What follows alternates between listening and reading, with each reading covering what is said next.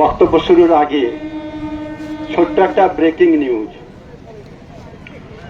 2026-এ মহাশূন্য থেকে ফিরে আসতে সিপিএম অ্যালান মার্কস ও ডোনাল্ড ট্রাম্পের আশ্রয় নিয়েছে।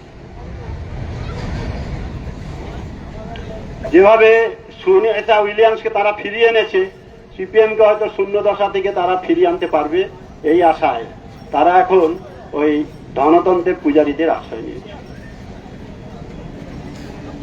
আমরা এখানে এসেছি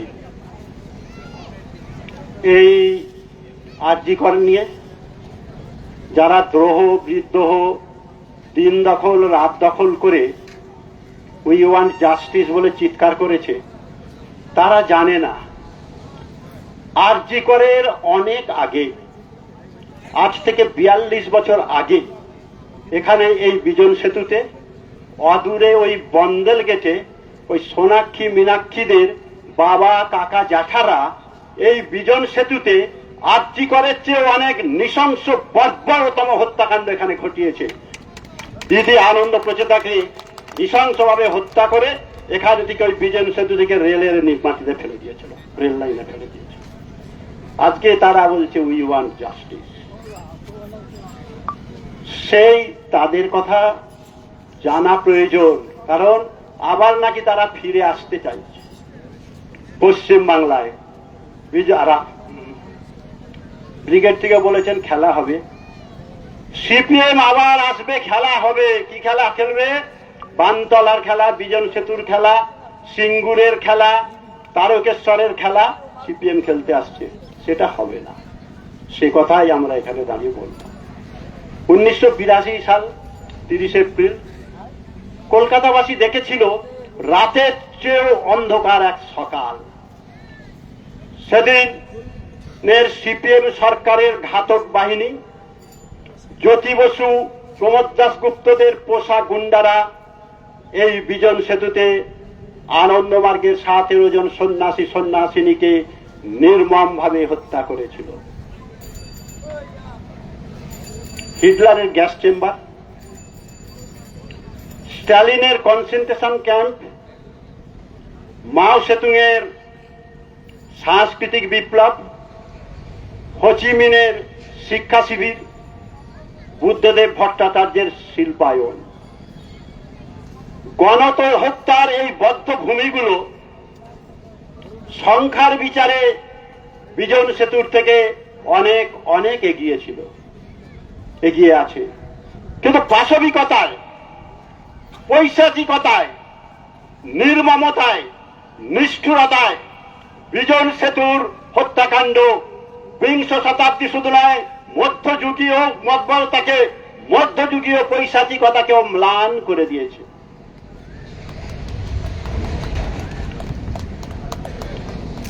কবি সুভাষ মুখোপাধ্যায় যৌবনে কবিতা লিখেছিলেন, কমরেড নবযুগ আনবে না। কাম্পুচিয়ায় কমিউনিস্ট পলপত সরকারের পতনের পর তিনি কাম্পুচিয়া গিয়েছিলেন। কাম্পুচিয়া থেকে ফিরে এসে লাল ঝান্ডা ত্যাগ করে তিনি সেদিনের বিরোধী নেত্রী মমতা বন্দ্যোপাধ্যায়ের হাত ধরেছিলেন। একটা ছোট্ট পুস্তিকা লিখেছিলেন, অগ্নিকোণ থেকে ফিরে।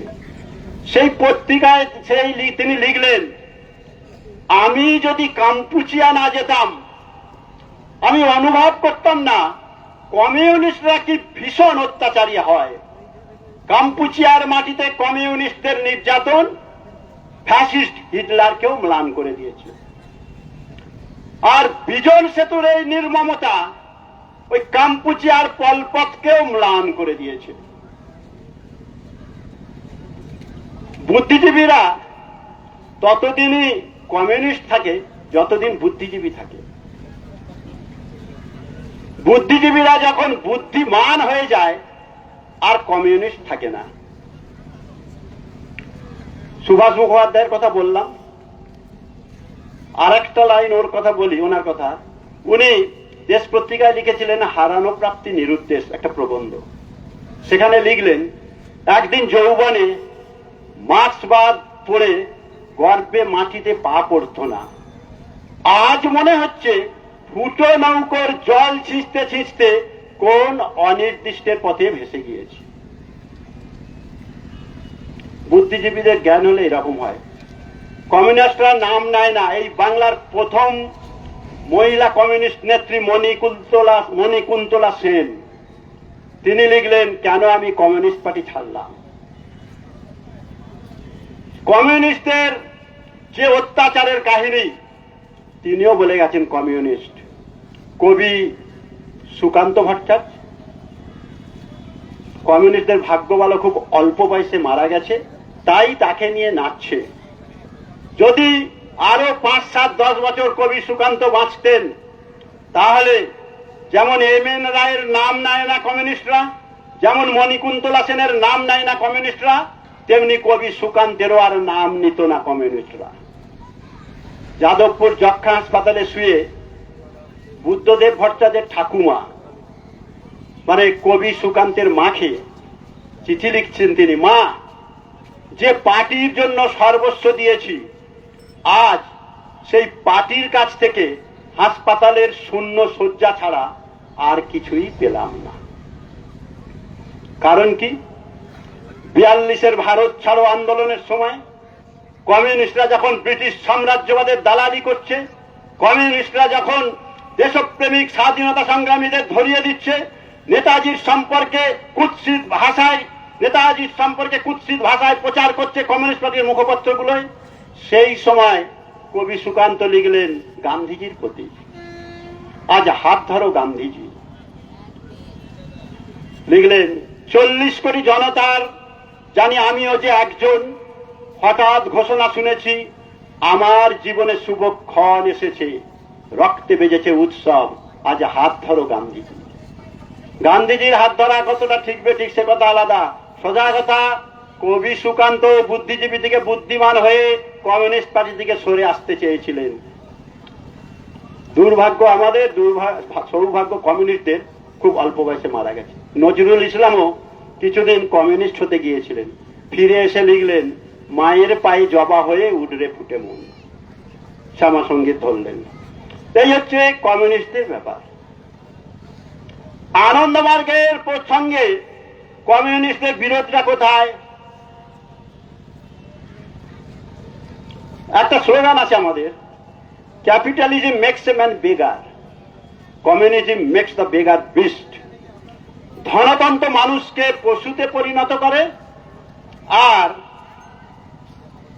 কমিউনিস্ট সেই পশুকে, সেই ধনতন্ত্র মানুষকে ভিখারিতে পরিণত করে, কমিউনিস্টরা সেই ভিখারিকে পশুতে পরিণত করে।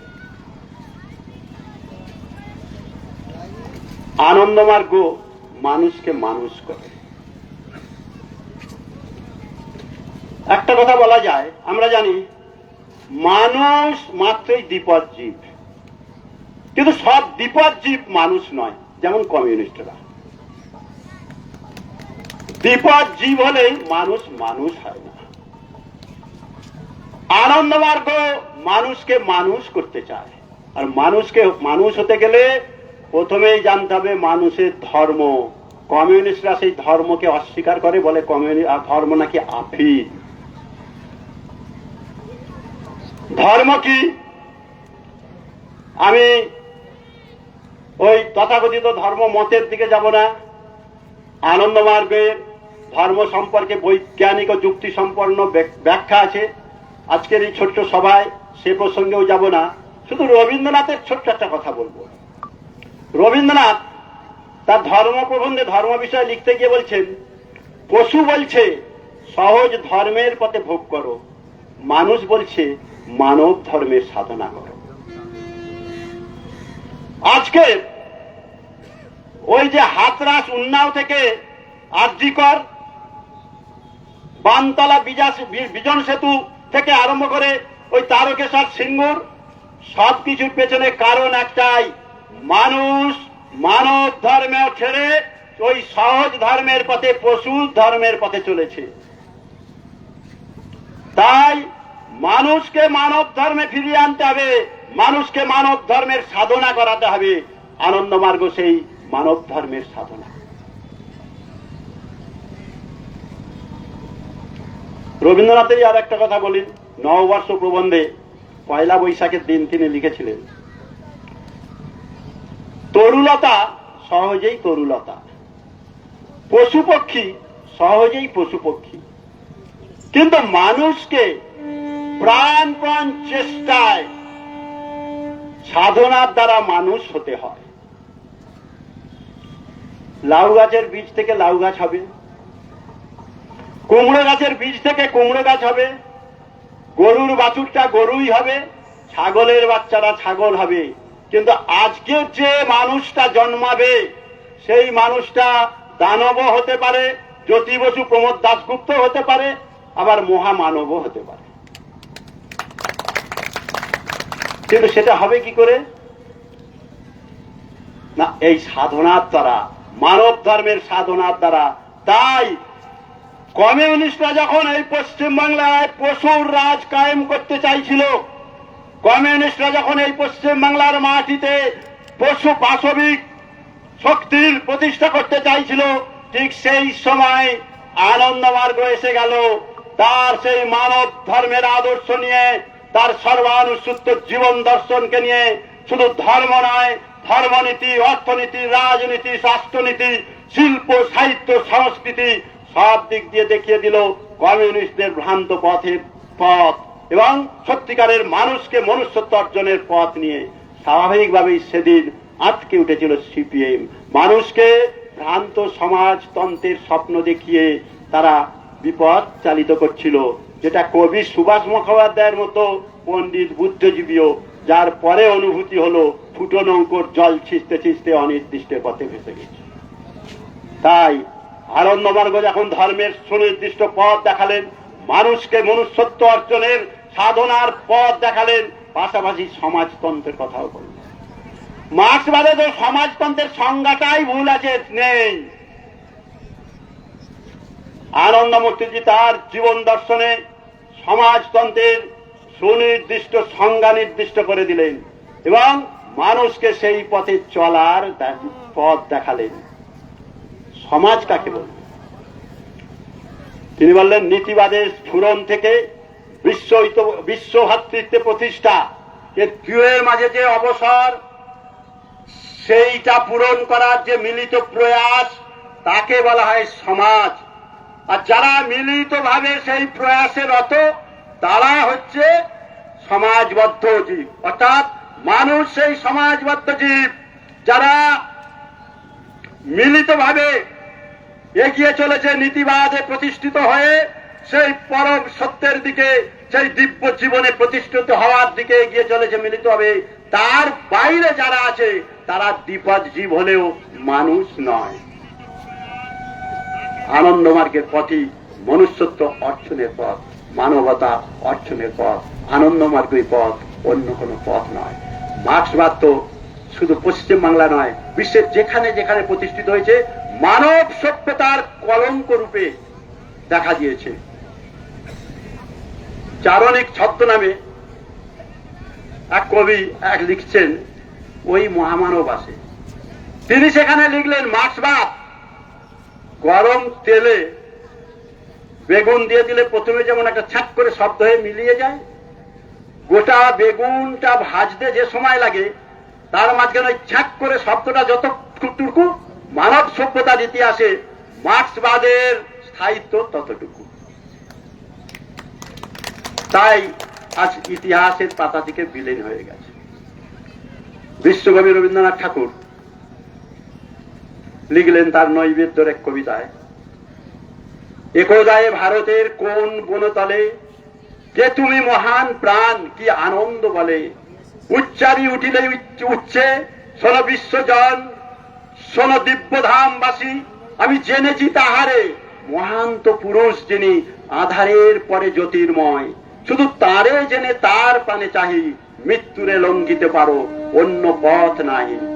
আর বার এ ভারতে কে দেবে গোয়ানি, সে মহানন্দ বাণী, সে উদাত্ত বাণী সঞ্জীবনী, স্বর্গে মর্তে সেই মৃত্যুঞ্জয় পরম ঘোষণা, রেমিত ভারত শুধু সেই এক আছে, নাই অন্য পথ।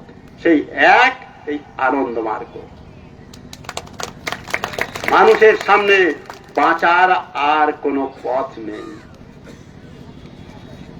কোন দ্রোহ বিদ্রোহ দিন দখল রাত দখল করে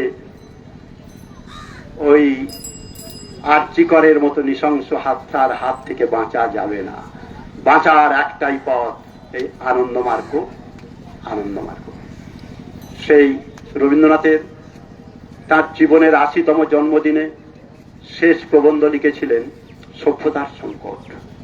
সেই সভ্যতার সংকটের একটা উক্তি দিয়ে আমি আমার বক্তব্য শেষ করব।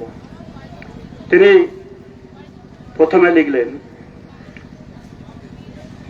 পশ্চিম তার শক্তির রূপ আমাদের দেখিয়েছে, কিন্তু মুক্তির পথ দেখাতে পারেনি। মুক্তির পথ কে দেখাবে? মুক্তির পথ দেখাবে এই প্রাচ্যের এই পূর্ব দিগন্ত থেকে। তাই সভ্যতার সংকট প্রবন্ধের উপসংহারে লিখলেন, আজ আশা করে আছি পরিত্রাণ কর্তা আসছে আমাদের এই দারিদ্র লাঞ্ছিত কুটিরে। অপেক্ষা করে থাকবো, সভ্যতার দৈব বাণী সে নিয়ে আসবে, মানুষের আশ্বাসের কথা মানুষকে শোনাবে, ইতিহাসের এক নির্মল অধ্যায়ের আত্মপ্রকাশ হবে আমাদের এই পূর্বোদয়ের সূর্যোদয়ের দিগন্ত থেকে। হ্যাঁ, সেই পরিত্রাণ কর্তাই আনন্দমূর্তিজি, আর সেই নির্মল অধ্যায়ের আত্মপ্রকাশ আনন্দ মার্গের আত্মপ্রকাশ। তাই বিংশ শতাব্দীর ইতিহাস, দুটো বিশ্বযুদ্ধের ইতিহাস, রাষ্ট্রের বিরুদ্ধে রাষ্ট্রের লড়াই, রাষ্ট্রের অভ্যন্তরে গৃহযুদ্ধ, আন্তর্জাতিক সন্ত্রাসবাদ পৃথিবীকে রক্তাক্ত করেছে। তবুও আগামী দিনের মানুষ, আগামী দিনের ঐতিহাসিকরা যখন বিংশ শতাব্দীর ইতিহাস লিখবেন, তখন মানব সভ্যতার ইতিহাসে বিংশ শতাব্দী হবে সব থেকে গৌরবোজ্জ্বল অধ্যায়। কারণ এই বিংশ শতাব্দীতেই আনন্দমূর্তিজির আবির্ভাব, এই বিংশ শতাব্দীতেই আনন্দমার্গের প্রতিষ্ঠা। নমস্কার।